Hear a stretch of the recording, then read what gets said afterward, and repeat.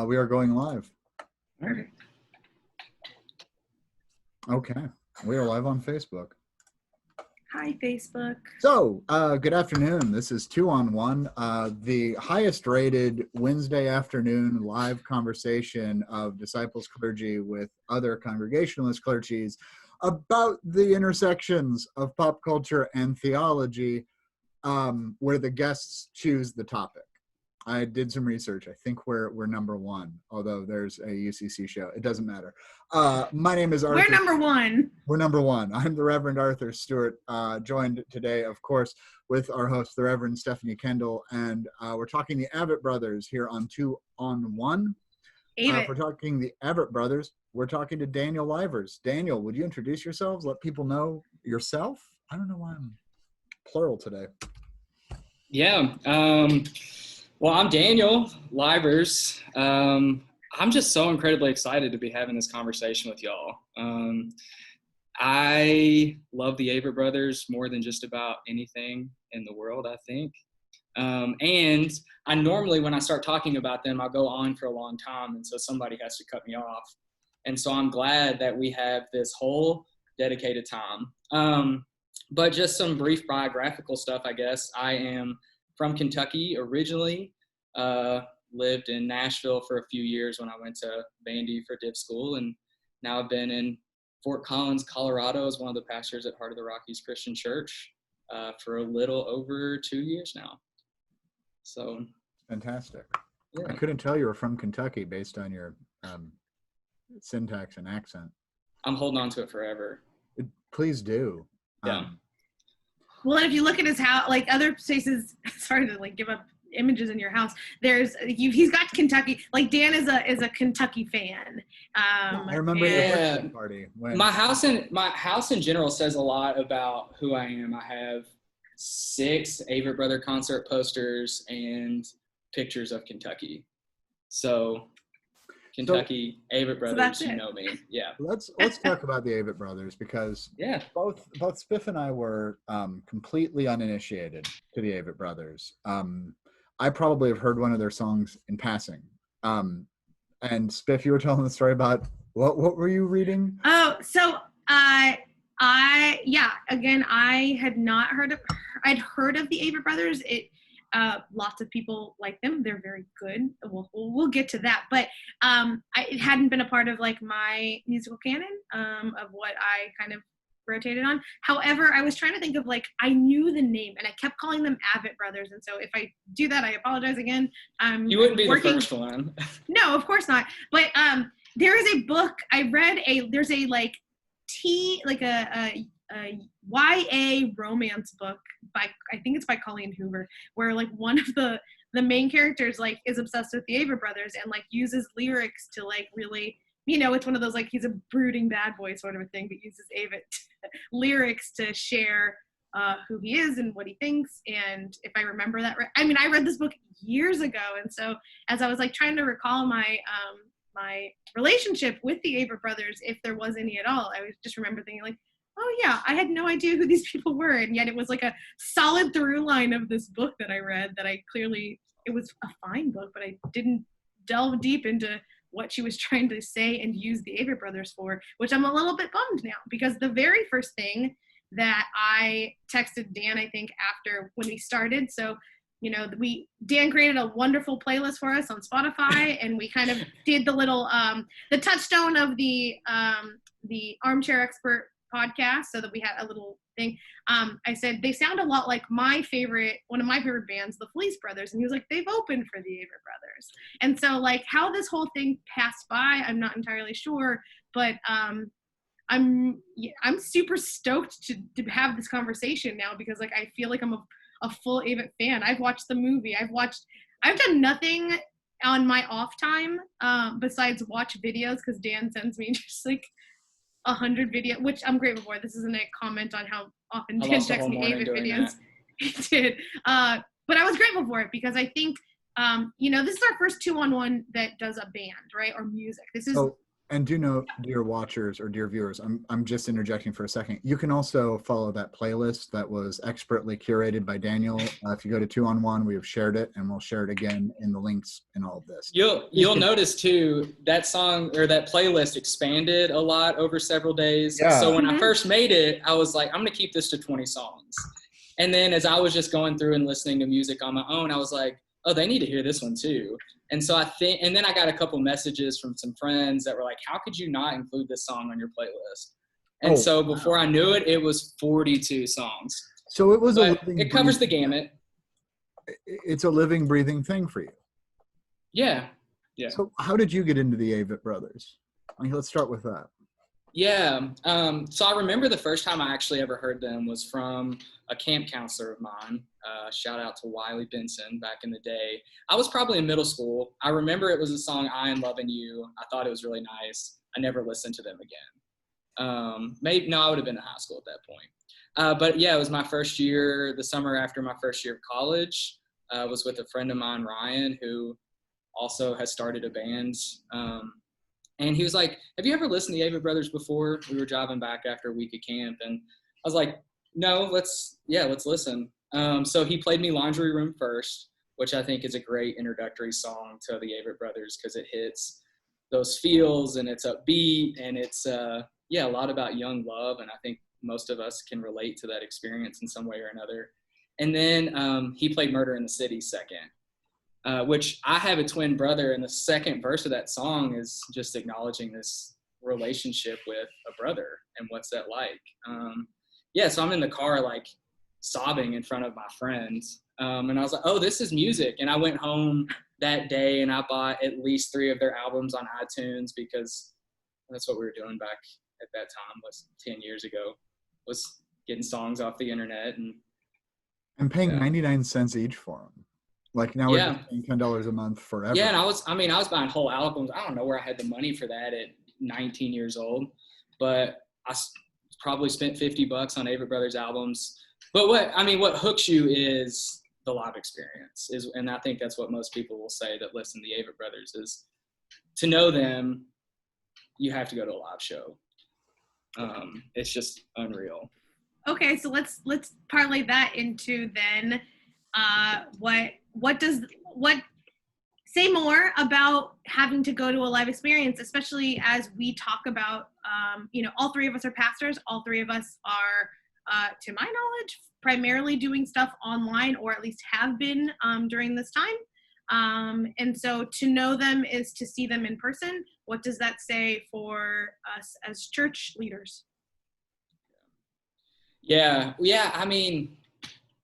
I was listening to the Armchair Expert podcast interview again, and one of the things that just kind of subtly happened in there was Monica mentioned something about this idea of connection. Monica Padman, one of the hosts of Armchair Expert. Miniature Mouse. But Scott Avett responded with, our responsibility above all else is to love people. The whole purpose of making art is creating connection, making things that connect to people. I think they even wrote in their bio, they write songs, they present songs about experience that other humans can connect to. And so you can listen to that music and really relate to it. But then when you're there, you're surrounded by other people who are also connecting with this thing. And in ways that I don't think, I've gone to lots of different concerts. I lived in Nashville for 3.5 years. I was live music central all the time, and it's fun and you're having a great time, but that real relational connection where I'm like, oh, I feel like we know each other and I feel like I'm being led into looking behind the door. You're letting me into a part of your life. When you sing songs about shame and disappointment and heartbreak, the vulnerability and authenticity that comes with that, it's easy to resonate with. But yeah, I've seen them with groups of friends. The first time I went to Red Rocks was by myself. I had been in Colorado for a month, and I drove down to Morrison, Colorado for their annual Red Rocks pilgrimage. I'll use the religious language for that. That was a spiritual experience because I've got this shared connection with all these people. I felt like I knew everybody there. And then when the show came on, it was no distractions. Just being able to be fully present to that whole experience. So talking about full presence, and continuing on this, and it's funny because Spiff, you and I were both like, we're asking the same question. Is Happens. Is attending the live show of the Avett Brothers sacramental? That's a great question.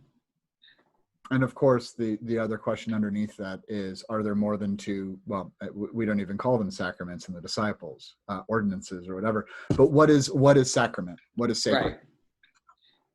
Yeah.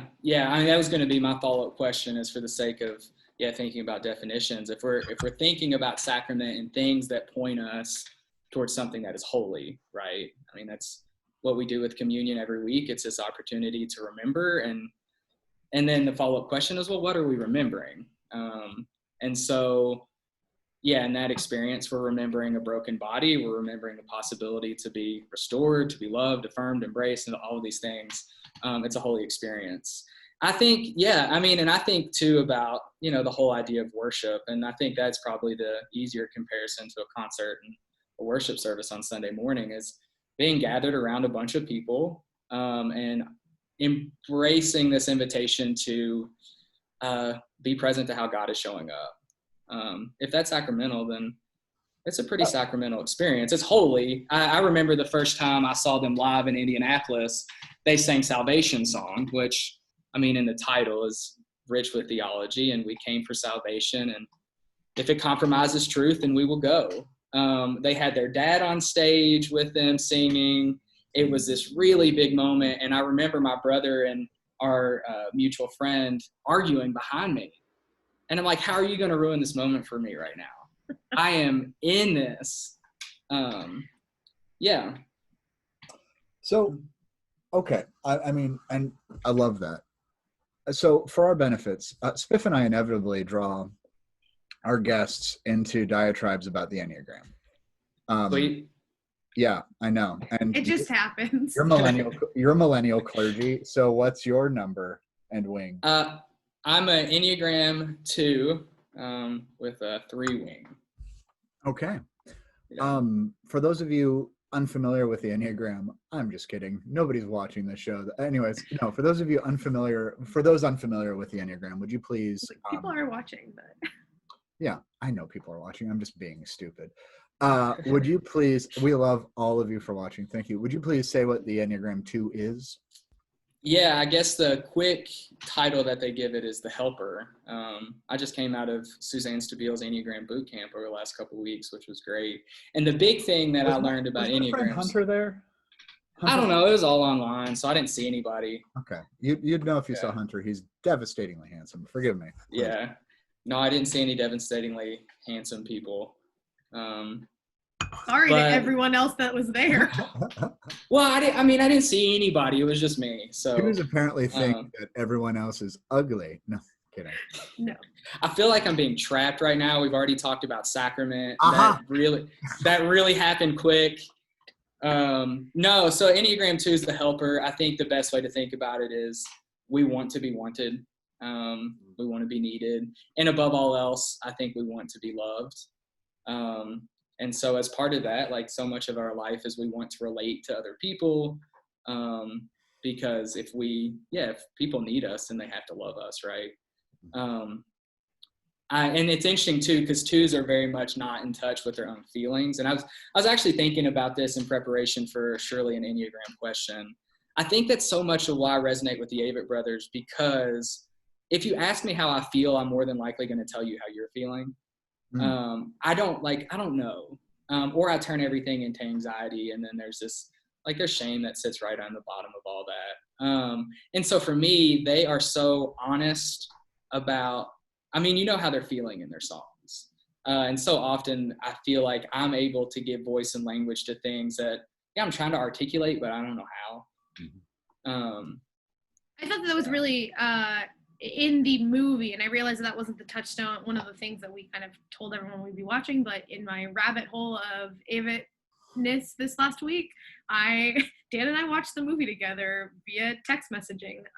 Sorry, Arthur. On. I know. He never just, responded to any of the messages. I have foster. He doesn't. I don't do He the does. things on Instagram. I don't understand how computers work, and I learned a lot about Instagram this week. The ongoing joke this week from Sarah Nave Fisher and Dan, but to me, was that this podcast was really my excuse to teach millennial pastors how to use Instagram.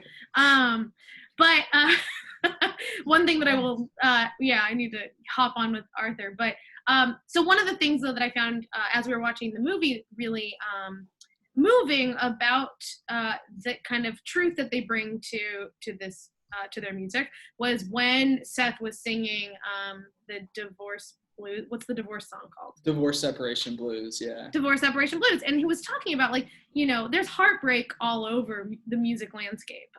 But divorce in a specific moment, like what divorce is specifically, is never really expressed. And it's not necessarily the emotional piece that men are drawn to sing about, and all of that. And I found it really refreshing that they stay true to their call to bring truth to their music, to live out their experiences through song, right. And with their people, and to put that into their record, right? Like we couldn't just overlook the fact that Seth got divorced and, has a new girlfriend, and all, at that time, I suppose, in the movie.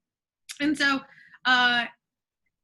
so my question is, I think I'm going to go, I have my questions. So the question, I guess, is, in talking with the sacred and the mundane, right? Because that's kind of like, divorce is kind of a taboo topic often. What's the difference in your understanding between a good song that moves you and a good preaching moment? Yeah, well, one thing I would add to that, what you were saying too, is one of the things that Seth said about writing that song is, like, I couldn't write it before, I couldn't write it now. It was this particular moment that I needed to give voice to this thing. And yeah, so I think that's a good question about preaching. And I was thinking about this in the context of, they tour all of the time. And early on, that was just not a thing that they did.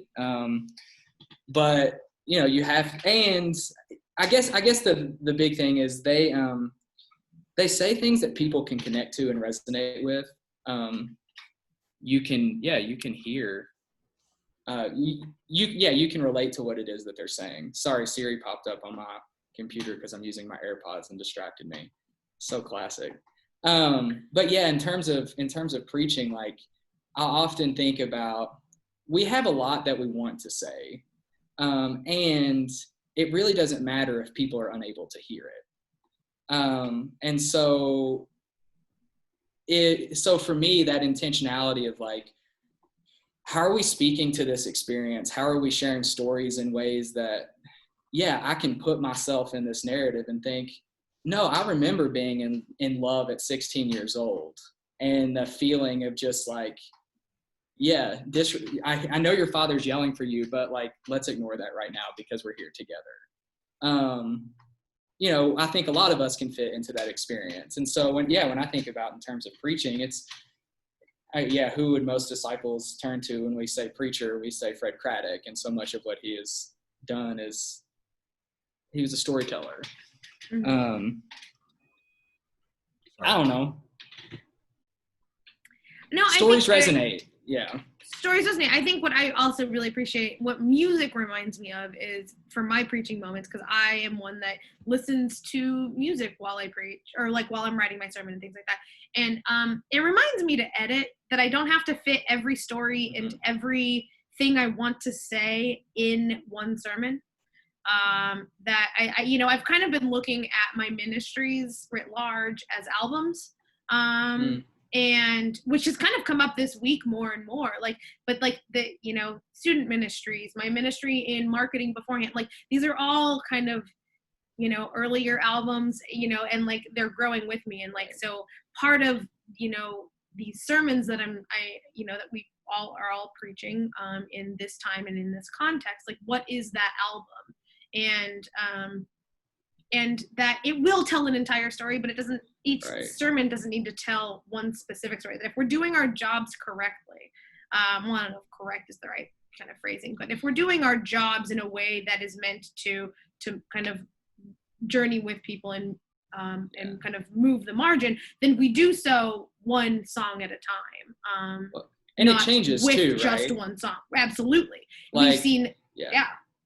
I think we've seen so much of Avett grow. As I was listening to all of these songs, the playlist that Dan gave us, I would always text him. I was like, okay, I really like this song. I really like this song. And apparently it tended that I liked the earlier stuff. But I didn't know. I was really appreciative. One of the things I loved doing this week was listening to that playlist, was because I had no agenda. I was just here to listen and experience and kind of come up with my own emotional feeling, which I think is what we're hoping people do with our scriptures, with our church. It's why we have a lectionary, right? It's why we move through things, because you want you to grab onto something. Well, it'll be interesting. So they've got a new album coming out, The Third Gleam. It's the only thing that's really a series that they have done. Everything has built on each other, but so it would be interesting to listen to all three of the Gleam albums consecutively and hear how that has changed and grown over time. And, when was the first one? Do you know? I mean, it would have been, I think it was prior to Emotionalism, so it would have been like 2006. It was relatively early. But I was thinking too about, you don't preach Mary's Magnificat the same in 2016 as you will in 2023. Sure. And so much about, I'm not a songwriter, but I mean, my job asked me to write. And so and really the only way I know to think about theology is run it through the lens of the experiences that I've had. I think theology is pretty meaningless if we're not rooting it in living and being in the world. Okay, so I gotta jump in with my question. Please. Yeah, sorry. No, we're talking a lot. I'm loving sorry. this. But I want to throw something out there because I kind of realized this when you told us you were in Enneagram 2 earlier this week or today. Time is weird. So talking like about 10 minutes ago. Talking about feelings and thinking and doing, right? So Spiff, as a 3 on the Enneagram, you are both feeling repressed and feeling, always forget the other side of it because I'll explain why I never, like big emotions and also avoid all emotions, right? Or feelings. I have lots of big feelings that I hate is how I describe it. As a 7 on the Enneagram, I have no natural connection to the feeling triad. If I go to stress, I'm in anger, and if I go to security, I'm still in thought, or right. gut thought, whatever. Like no, 7s and 2s are the are inversions in that kind of way. So this week, you've kind of invited, or over the last week, you've kind of invited Spiff and I to like engage feelings when we're two people who don't like doing that. And you succeeded in doing that, right? Well, I'm glad to hear, because I don't like feelings either. So yeah, but I'm glad to hear that. So I want to ask a question and throw it out there, and we do not have to answer it, and we do not have to answer it in full. But there's a level of evangelism that is you're sharing the good news of the Avett brothers. So it's something that you didn't force on us. You didn't say, if you don't like the Avett brothers, you're stupid and I hate you. It wasn't. I would have thought it. Yeah, well. And that's fine. I like thinking. It wasn't Mumford and Sons is wrong and evil and Avett's the correct way. And I do want to talk about Mumford in a second because I have a question only. Okay. Well, actually, I'll just say it and ask a question as it rises up. I appreciate that because evangelism is about attraction, right? Not assumption. Evangelism is affinity. I really like this. And you talked about personal experience in that. One of the biggest problems the mainline Protestant church has is if we asked people, what is your faith story? They might not feel comfortable talking about that. How do we equip people to tell their story? Not even the story, just their story. Right. Yeah, I mean, and I think, when I think about evangelism, it's storytelling. I mean, our original evangelists are writing the Gospels, and they were trying to write it Mark wrote specifically to one community. That didn't quite work for the folks Luke was talking to, so we'll adapt it and tell it in a way that might be even more engaging. And then Thomas, y'all just get bullet points. Right. Yeah. So it is, Yeah, that's a big piece of it. And I do think it goes back to this idea of, yeah, are we good at asking ourselves who we are? Are we good at asking ourselves of, yeah, what is our purpose? How are we living and doing this in the world? But we've got, yeah, what is our identity as churches? Or just as individual people, like trying to make sense of living in community with other people. Like, why do we do all this? I ask that question all the time. Why are we doing this?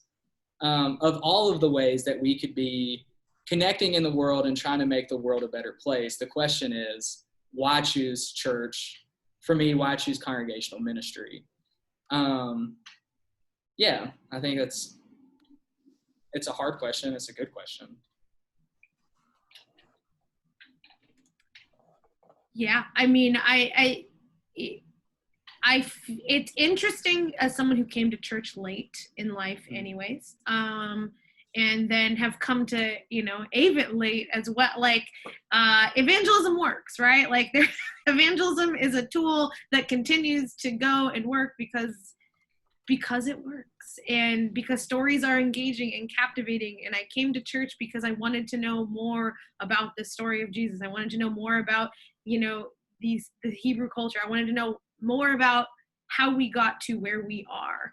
And I continued to listen to Avett long after I had done my requisite, listening to the playlist and the podcasts, because I wanted to know more. I wanted to know more about these brothers. Like, I am competitive to my core, and one of the questions Dan asked me earlier on was like, can't wait to find out what Avett brother you like best. And which then I was like, I have to have a favorite. I have to make the best decision. This needs to be informed. This needs, and I was competitive within myself of like, how do I show up to this question? And I think that's part of what we like to skip over when talking about the evangelism of the church. Like, why are you here? Why do you keep coming back? Is it guilt? Is it back every week? Yeah. Obviously, something is important enough to get your happy behind up in the morning. Yeah. And show up. Exactly. And I'll name it because it is written here, but Sarah Fisher wrote to Arthur's point.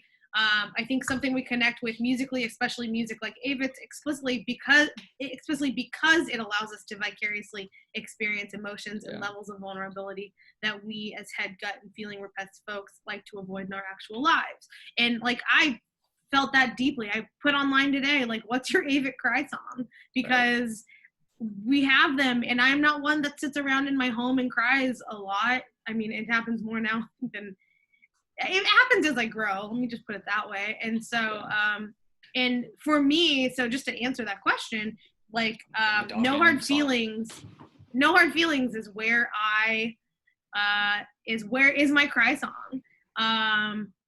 I have no enemies at the, and I'm saying it like in the inflection, but I have no enemies at the end of that song as it tails out, like the courage it takes to confront who you are supposed to be and who you are the way, or why you are the way you are and who you want to be, in a way that says, like, I have no enemies. You have nothing standing against you to complete that task. I don't know. And I realize that's not even what the song's really about, but that's like how those lyrics like pierce me at the end, to where like the very first time I heard it was like kind of singing and dancing to the playlist in my kitchen, and it comes on, I just like start weeping. And we don't create that space of hospitality, of emotional hospitality within church to know if we're doing well, how we're doing, like what people want. I don't know, like. So emotional hospitality, that's a really good phrase, and I really like that. Thanks. We don't make space in worship for like being human. At least, my experience has been that, like, we have a list and we have to get through the list, and we need the next speaker to be at the microphone by the time the hymn is over, because by God, worship is not going to be longer than 75 minutes. Or I'm going to joke about beating the Baptist to lunch, but really it's kind of like, I don't want to be here. Well, and I'll say that's also, if I can, I think white church specific, because I serve a Black community, or a Black church, and it is If I preach less than, I mean, our short sermons for COVID are still like 20 minutes. Yeah, I will say that is, I mean, the experience that I have with my congregation now is, no, they're people that really want to be around each other. We have a hard time getting people in the sanctuary to start worship because they're outside talking. We have a hard time getting people to leave afterwards because they take fellowship hour to the fullest extent. But I was thinking we started this Tuesday night worship that we had done for almost a year and a half or so. And we called it The Table. We met at this nonprofit cafe. We had dinner there on Tuesday nights, and it was all rooted in storytelling. Which, yeah, when I think about our tradition, it's story that we're sharing. Stories take on new meaning the more we tell them. Stories take on different meanings when we share them with someone else, and depending on who we share it with, we might even change how we tell the story. Going back to like the Gospels, one of the reasons I love about the gospel, one of the things I love so much about the Gospel of Mark is I think he tells the story really well. Mark tells the story really well, and it's, from beginning to end, it's fast, it's rapid, you get all that you need to know. But he does this thing where you're sort of let in, and then he pulls you out. So there's things that the disciples don't know that Mark's explaining to you, but there's things that Jesus is telling the disciples that you don't get to know. And so the only way you get to know it is you get to be part of it. You get to be curious about it. You wonder about it. You engage it. And I just like the fact that at the end of the story, Mark tells you to go back to the beginning. And so going back to the idea we were saying earlier, it's like, yeah, I'm a living, breathing time machine, as the Avett brothers say in a song, but it is a living thing. That's my name right now. The more we experience it, maybe the more we understand it, or maybe the less we understand it. I'm not entirely clear on that yet, but it is, this need for just engaging it, right? Like, well, so it's funny you point to Mark, and I'm gonna guess your answer for the end of our conversation today. By the way, I'm sorry. Side note: Travis Smith McKee texted me like in the last 10 minutes, and he was like, "Oh my gosh, you're in 2-on-1," and I was like, "Yeah, where's our last question song, Travis?" And his response was just that. oh. So at least he knows now. So I gotta thank you for the complexity in this. Mark presents a really kind of Mark is probably the most gray gospel. The rest are more black and whitey. Is that a fair theological statement? There's some ambiguity. I never thought of it that way, but yeah. Okay. Yeah. The song "We Americans" I was writing down. I tried to just listen to your playlist while I was like working out, and I got 3 songs in, and I was like, I have to stop because I have to like intentionally listen to this music. Same. So the line "because of and in spite of we the people," I love that. "Bang Bang" is yeah. But all my neighbors have closets full of machine guns, and every Sunday they're out there pretending to be Rambo, and I'm in here pretending like Sunday is still sacred. I'm so tired of the bloodthirsty leading man. I mean, Yep. Are we going to Conceal and preach? carry your fear, and like it's direct, and it's also complex, and there's room, right, because the room is bigger, and Mark's invitation is come join the room, but you don't have to walk in step. You're not going to get all the answers, right? Like there is still this interpretation that is necessary. You still need to sit with it. Both of those songs are on their new album. Normally, if I'm introducing people to the Avett brothers, I'm probably not going to play "We Americans" and "Bang Bang" first. But that was the thing about their new album, is they really did go out and say, if we're writing music based on our experience, we can't ignore the realities of our life around us, the social, political components of that. And so you have to speak to it. But I was just going to say, even the way "We Americans" is designed as a song, it's a guitar and there's a bass drum, and it is quiet, and you have to listen to it. You can't just play it on your run. Like you said, you've got to hear these words. You've got to wrestle with them. And for them, it was a big thing, because early Avett kind of stays out of the political world. And as you might guess, there's a lot of different folks who are obsessed with the Avett brothers. But yeah, you had your hand up. You were Well, excited. one, for the record, I don't run unless something is chasing me. Two, I was excited because, so I don't know if y'all ever had Penzi Spices, but like Penzi Spices is incredible. And in 2016, the owner of Penzi Spices was just like, nope, hate the election results. This is not okay. And proceeded to alienate like a third to a half of his customer base because he was just like, I don't want your business. The Avett Brothers, the lyrics of Bang Bang, the We Americans, there's nothing overtly like Democrat or Republican in there. And I'll put an No, that was one of the big comments that I saw him in the Avett Guild. I'm a part of the fan club. I pay to be part of it. There's a Facebook group. And one of the things was, I imagine you somebody have a lot said, of Tiger Beat posters all over your bedroom wall. It's just like a bunch of Scott, like, because we all know that Seth doesn't, or that Dan doesn't like Seth. I do like Seth. That's been misskewed. But one of the things that, somebody made the comment on there. I remember this is the most like traditional family values album that they put out. And I thought, oh, that's strange. I would not have read into it that way. But this somebody said, this idea of being pro-life, for example, it is very much like, we want to keep people together. We look at a world that is disconnecting folks and they kind of return back to that hopefulness too of, what does it mean to live as an American? So here's my question. Yeah. The Avett Brothers, quote, got political. Right. Which did they is the question. But the Avett Brothers talked about our common experience beyond, right. Like your songs about love or overtly personal stuff. What then happens with with churches? I think we have three very different contexts in Colorado, Kansas, and Park Avenue in New York. Only one of our senior ministers was profiled and tracked by the. Never mind. What is that we know of? Oh well. My record is probably. Melissa, are you watching? Have you been profiled or tracked? So it's a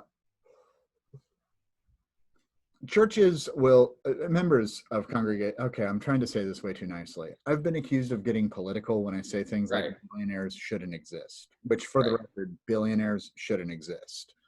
Not in a world where people can't eat. That's not a political statement to me. That's just a inherent statement. What occurs is oftentimes clergy being more liberal than the congregations they serve, as a rule, is that moving towards a more liberative discourse becomes we can't engage in politics, while also on the far right of the theological spectrum, you have certain people like as commentators and backers of particular.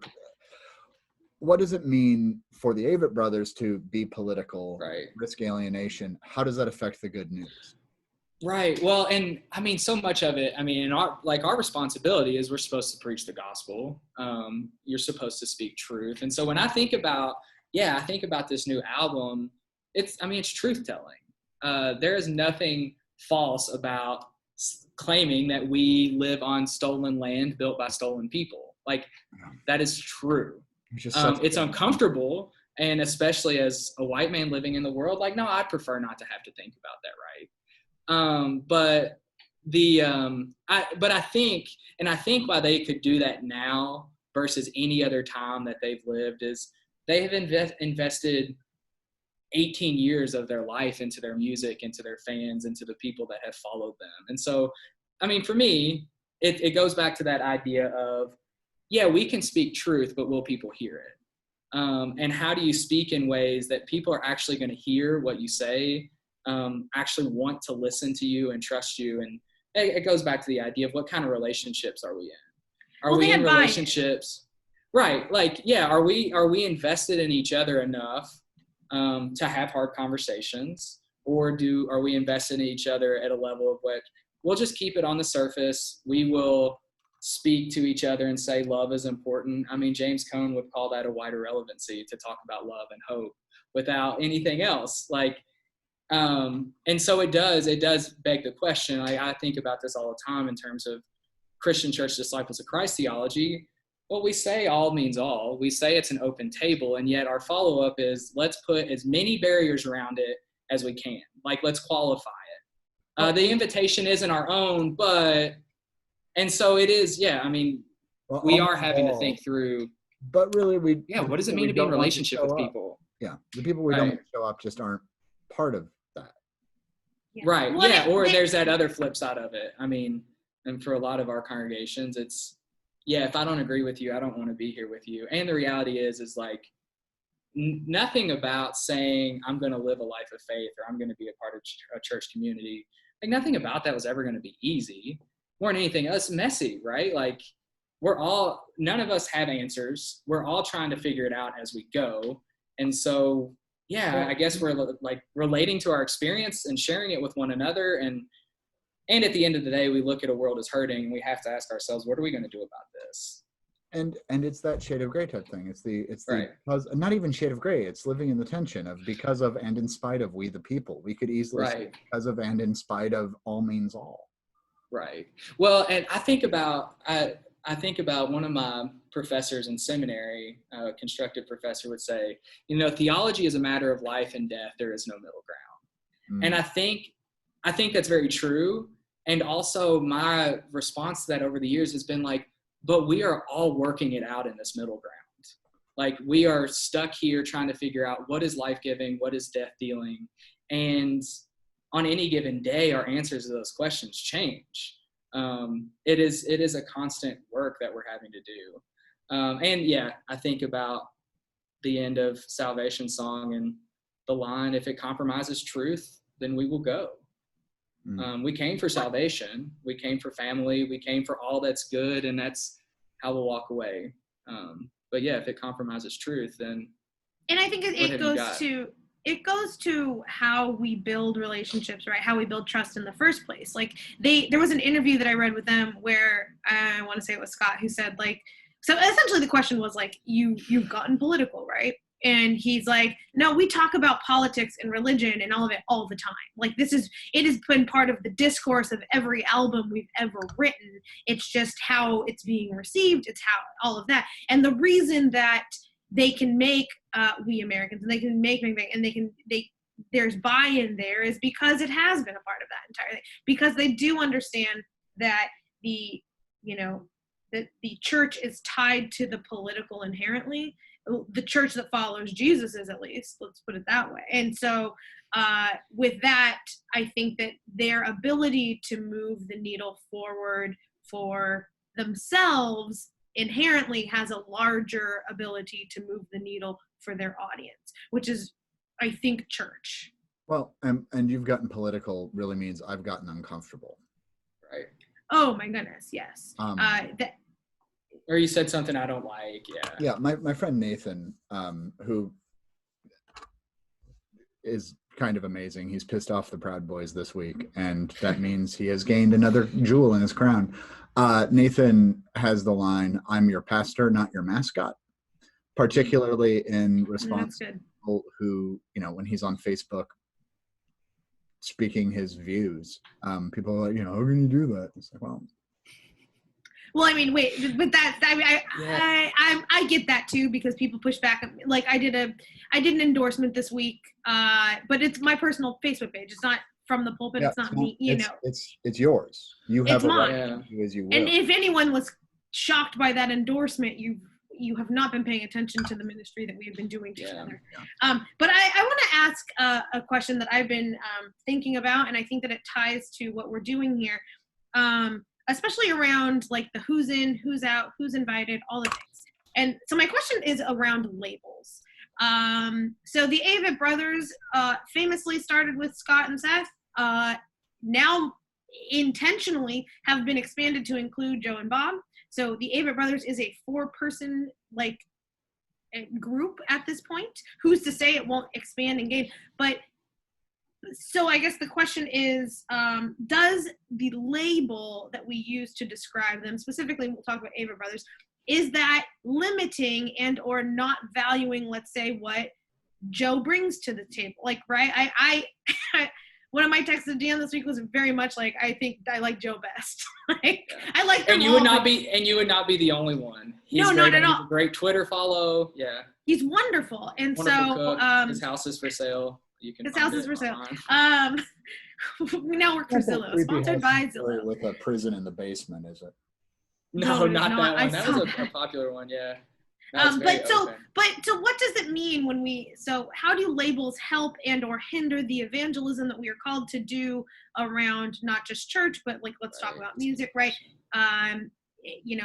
Meaning that Avett brothers are now not just Seth and Scott, who are literal brothers, Yeah. but Yeah, well, and so, I mean, they've since added, like, Tanya is she plays the violin. They've got a drummer, Mike Marsh, who's been with them for a long time. And now their sister plays live shows with them.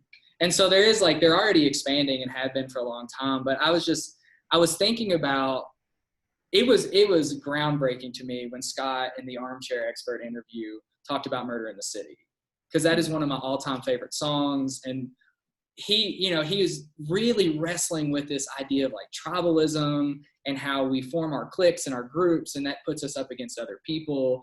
And he is very much, a lot of what they were talking about as they talked religion, and that aspect was this idea of like Ubuntu, right? I am because you are. And so, but one of the things that, one, he's very open about going to therapy, which I think is an incredible thing. And two, he was like, yeah, I'm talking about this with my therapist, and she's like, sing the song. But he acknowledges every time he says that line, always remember there's nothing worth sharing like the love that lets us share our name. He says human.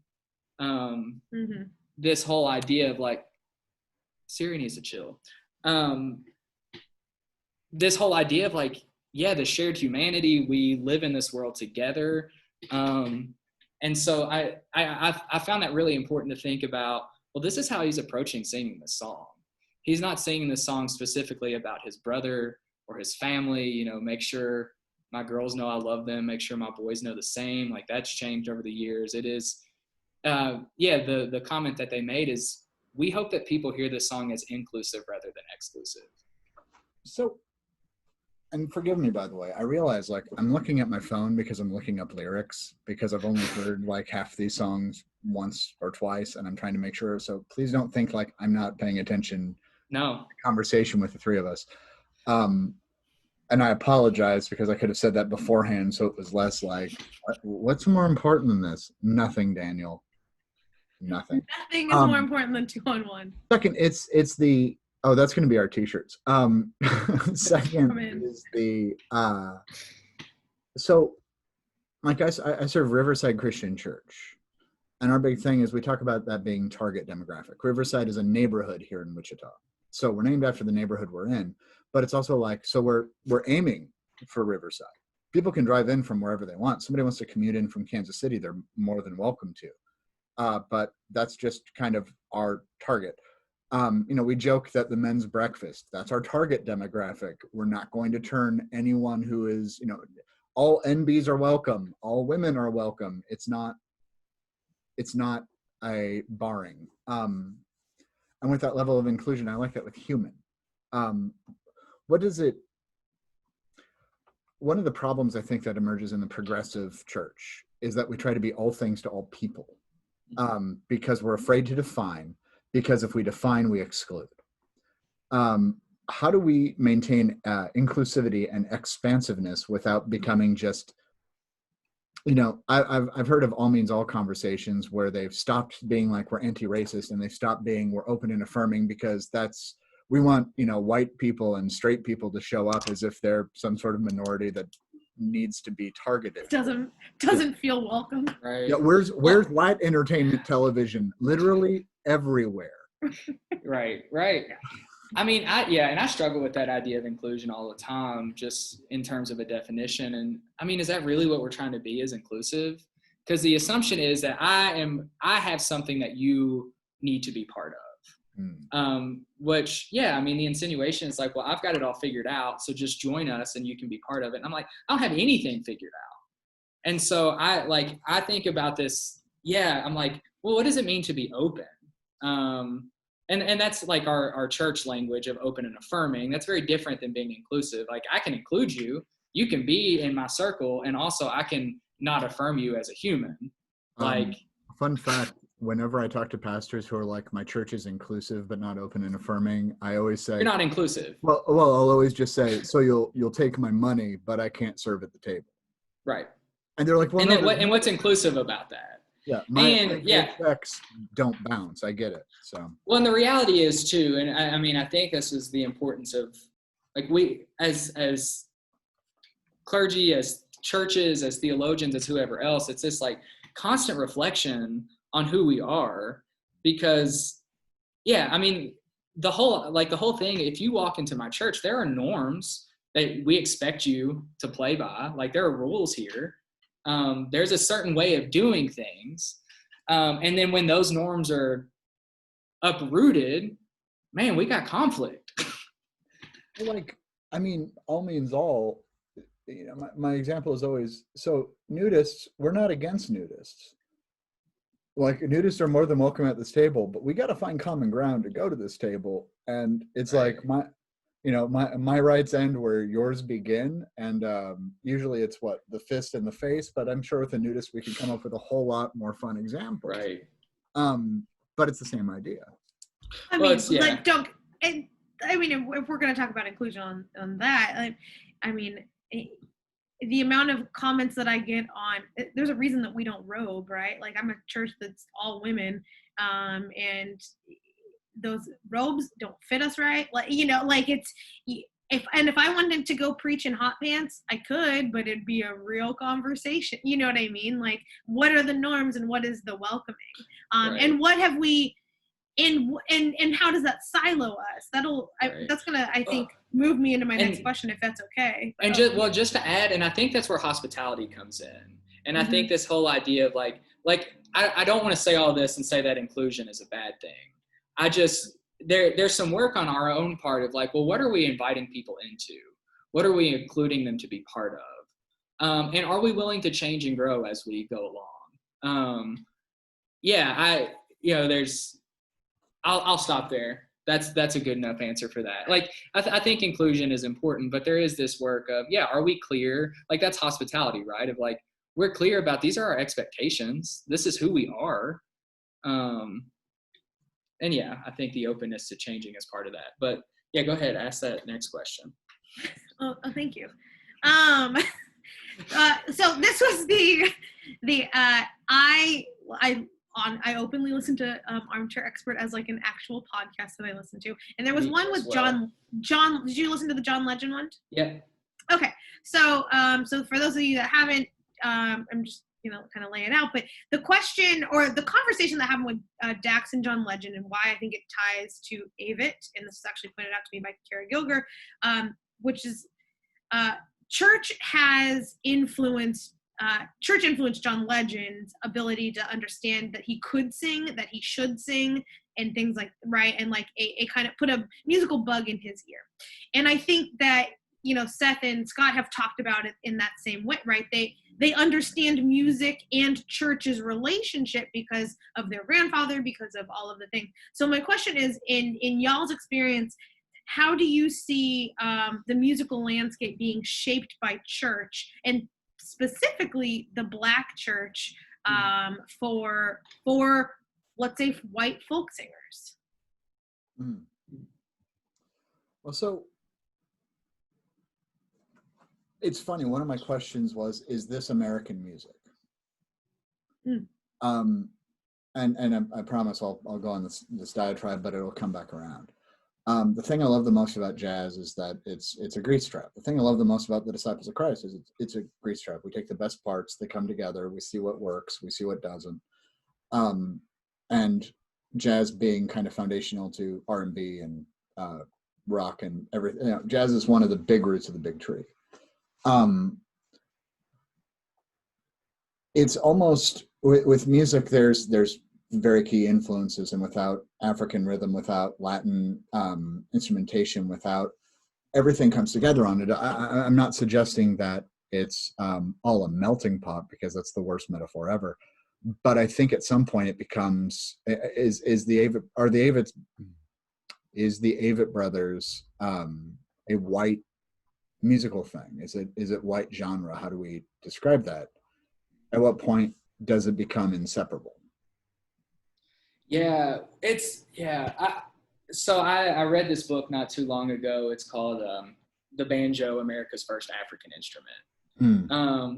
And so generally we think of the banjo as an instrument. It's bluegrass. It's Earl Scruggs. Steve Martin has made it popular. Hillbillies in Kentucky, yeah. It is Appalachian. But there's been this big push over the last few years to say, like, no, like the banjo is from Africa. I mean, it was the only climate that you could really create a banjo out of, because you had the right moisture in the air and humidity, and you had gourds accessible to you. And so, I mean, and you had the animal skin, and that is what defines a banjo as a banjo. It's skin stretched across like a drum head with strings. And so, yeah, I mean, there's images of, like, in Haiti, of enslaved people playing banjos. And so it is very much like, it is an instrument with these roots. And that's one of the things that he says in this book is like, no, the banjo is an instrument of solidarity. It's an instrument of resistance. It is an instrument of diaspora, of people like being able to claim their identity amongst a world that has stripped their identity from them. And so, yeah, I think that history is important. And because I think so much of what the Avett Brothers are singing about is still this, like, it's this lived experience of how do we live in this world? I don't know if that's an American thing or if that's just a human thing. It's like, we're trying to make sense of how do we do this? I did this thing. I really messed it up. Let me give voice to that. Like, I think about a song that, like, We Americans, it's confessional. For me, that is a prayer. And they're asking for forgiveness. Forgive us for where we've been, and be with us in the things that come next. Like, that is not any sort of answer to the question that is being asked, but I'm glad that I've said all of it. We're glad that you've said it too. I want to keep an eye on our time as always, because I want to I don't even know what time it is. It is noon your time? Yeah. Oh, we're having a big time here. That's a big time. Welcome to 2-on-1. It's been a ton of fun. That's another t-shirt. 2-on-1. It's been a ton of fun. I just need everyone who's come on to, like, give me like a one quote pull line, and I'll just, like, make t-shirts for us. Should we move then to our final question? I think we should, even though. Or do you have? No, I think that you actually touched on. I just want to reiterate the idea of confession and sacrament and all of these words that we keep limited in the church. I'm right now struggling with what's the difference between doing church and doing kingdom or reign. But my book rec for the week is Reggie McNeil's Kingdom Come: Why We Must Give Up Our Obsession with Fixing the Church and What We Should Do Instead. It's a hard read, but it's a lot of our terminology it used to be church specific, but now it can't be. And what does it mean for people to pray without any theism attached, if that makes sense, or any sort of I don't know. And I don't have a question. I just wanted to say, like, I've really enjoyed the theological discourse and diatribe with you, triatribe with you, Daniel. So thank you. This has been a ton of fun. I had no idea what I was expecting going in. I was like, are we going to talk about songs and the theology of the songs? And kind of. No, y'all are great interviewers. We could. I mean, I have a whole list of songs prepared. All of our chats that have turned into 2s or 3s, like, parts are never pre-planned. They're always, like, midst the conversation. So we will welcome you back at any time you want if you want to talk about specific songs. And you've got to give me. Spiff is already like an expert on the Avett Brothers, but you got to give me time to listen to things and learn how to use the tweeter and such. Just spend some time, really get in there. So Our final question is, how do we tie this together scripturally? Essentially, where do you see in Scripture, in a book, in a passage, in a character, in a narrative, the Avett brothers, or where do you see the Avett brothers in Scripture? Is that fair? Yeah. So, Yeah. Okay. and do I answer this first, or do y'all are going to talk about it too? No. It's the gift that we give you to answer first. Oh, I get to answer this. Oh, shoot. Okay. I mean, we answer too. Don't worry, but okay, like good. you always get to answer first. That we give you. Well, okay. So Very intentional. You also said earlier, Arthur, that you have a guess on how I was going to answer this question. So I do want to hear if I answered Here, I'll based tell you on what. your guess. But I'm gonna write down my guess. Hang on 1 second, okay? I'll tell you when I'm done, and I'm gonna put this behind my ear so you know I'm not writing. I'll keep my hand. Deal. Okay. So my first thought when Spiff asked that question to me the other day was, it's really hard because if there's one thing I know to be true about the Avett brothers, it is they're very difficult to define. And I think about that in terms of genre, but they cover a wide range of stuff. I mean, they're playing bluegrass. Are they folk? Are they rock? Are they Americana? Spiff was saying before, they've really got some punk vibes early on, which we didn't even mention the quote about you can't hide behind the noise, which I think is just beautiful. Like, we can shout all we want to, but what are you actually saying? So I went down this rabbit hole and I was like, well, the Psalms is an easy choice because there is so much lament and grief and all of the stuff in there. I thought that was too easy. I thought about the disciples because James and John are brothers, and there's this whole thing of leaving a life behind and following. I did think about like the evangelist in general of, you're writing a story and you've got things to say and you're wanting people to connect with it and be part of it. And then I had this epiphany this morning, and I use that word intentionally. So excited for what this is. Because I thought about the Magi, which I was not expecting to think about them, but so much of how I understand their music is being part of this journey. Your paper doesn't say Magi, does it? Oh, does it? Does it?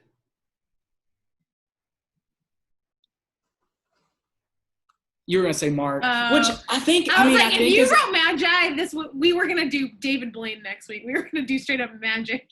And I think it's a really good answer because they are. They're telling a story and they're inviting people to be part of something, which I think is what a good gospel writer is doing. I just thought about their collective in the sense of they're following something and really have no idea where it's going to end up. Their entire life is on the road. They're touring. Maybe they're following the star. And then I went back and thought about several of their songs. It's this process of getting lost and then thinking you're going to go home one way and then having to go home another way and being open to changing along all that path. So I thought about like the song Once and Future Carpenter, where they talk about, I was in search of a woman we call purpose. And if I ever pass back through her town, I'll stay. They talk about, salvation song I've mentioned, we come for all of this stuff. And if we compromise is truth, then we'll go and look somewhere else. Morning song, you have to find that melody alone. This whole idea of searching, I'm loving you. They're on the road, right? Like, load the car, write the note, all exits look the same. Head full of doubt, road full of promise is literally in the title. Fisher Road to Hollywood, they talk about, no, I didn't find what I was looking for, but still I had to go, which I think is such a beautiful line. And so, that popped into my head this morning, actually, because my final answer was going to be one of the evangelists. And then I just thought about, no, so much of their music is rooted in this process of experience. And we're living, it's breathing, we're trying to, we don't really know where we're going or where we're ending up, and yet we're following anyways because it's asked of us. And so when I think about the Magi, I think about people with some wisdom and some gifts to share who have left behind the things that were comfortable to them in order to follow the stream, follow the star, whatever language that might be. And yeah, I'm assuming when they first started that journey, they had no idea that they were going to end up where we're told they end up. And yeah, they do it in a group of people. So that just seemed pretty practical. I was not expecting magi, but I'm into Yeah, that's maybe like one of the deepest answers we've gotten to that question. It's good. Like that Thanks. goes hard in the paint, Daniel. I really like legit had an epiphany this morning, and part of that was that's why I said it. I thought I was going to give it away, but it was I was re-listening to the Armchair Expert interview walking this morning, and Dax asked them what their North Star was, and I thought, and I think they would talk. I mean, they mentioned the phrase "spiritual journey" 100 times as part of that interview of like being young and arrogant, and now like looking back and thinking about how vain and silly that all is. So I'm gonna jump in because mine ties into that. I got good Isaiah vibes, because Isaiah is pre-exile, exile, and post-exile, and it's not just one. It's many. Same general idea, but I really like what you said, and I can agree on those points, but not be as creative. Spiff? So I have 4 random, they're not random, but I answered this in like 4 different ways, as I am always want to do. So I was struggling with this. I was like, ooh, and this is usually the first thing that I answer when I'm prepping for my notes, as I show you all my notes every week. Up in the corner is always my final answer. Like, it's how my paper's laid out. If you look through all of these are all our former interviews, and they all answer that question. Someday they'll be published in a coffee table book along with all my sticky notes. Mm-hmm. So I really thought around, and I never answered Jesus for any of my final answer is never Jesus. But I really thought that, so the first way I'll go is Murder in the City has some real Jesus vibes. Murder in the City has this kind of arc that says like, I'm doing this. I'm going forward. I'm living my life. I'm really, for whatever reason, I'm going to the city, right? And I think we should play that song on Palm Sunday. Ooh, that's a good one. But anyways, yeah. But it ends with the lyric that Dan actually uses his favorite line in our bio graphics for him, which is always remember that there's nothing we're sharing like the love that let us share our name. Which, I mean, the fact that I can even remember these things already after a week, I'm feeling really solid. So for me, that like I had a real Jesus-y like vibe that the love that lets us share our name is not only human, but is that Christian name. It is all the names in which we share. So that's where I got that. I had a real Jacob and No Hard Feelings wrestle moment that you need to be prepared to wrestle. Like, there is something in No Hard Feelings, and I've named it earlier. No Hard Feelings is my cry song. I think it's beautiful. There is something so humanizing about that song. There's something that says, like, you need whatever the outcome of this wrestling that you are doing with your life, if the outcome is that you kind of can let it go, that there are these no hard feelings, I don't know, like it felt very, the image of a wrestling Jacob kind of sat with me. But the one that really, my big epiphany, my big epiphany moment was not Magi, but I think Joe is John the Baptist. I think that there is something about Joe coming in with his cello that makes these songs, good songs, great. I mean, they would have possibly been great songs anyways, but like we don't know the difference because what we have added to it has just made the experience. And so does Jesus need to be baptized? Probably not, but does the experience heighten what is happening?